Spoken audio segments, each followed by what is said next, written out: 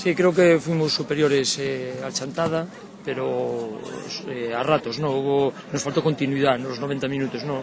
Entonces, eso hizo que ellos en muchos momentos del partido, en algunas fases, pues hicieran buenos contraataques que nos llegaron a gol, tuvieron también en sus ocasiones.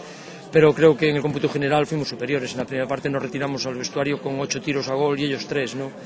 Y fuimos perdiendo 1-0, era un partido de 0-2, 0-3 en la primera parte y sin embargo nos hemos marchado perdiendo. Luego en la segunda parte pues veíamos que no éramos capaces de llegar a gol y hemos cambiado una defensa de 3 y hemos marcado un golazo, ¿no? Porque de una forma normal no podía marcar gol aquí porque estuvimos de todos los colores y solo marcamos un golazo. Entonces a raíz de ahí el equipo pues tuvo muchas ocasiones de gol, ellos también tuvieron una, pero creo que fuimos superiores en la segunda parte y bueno, nos hemos marchado con un empate que me causa mucha pena porque creo que teníamos aquí un partido para distanciarnos un poquito más, pero es un campo difícil y nuestros adversarios van a tener que pasar por él.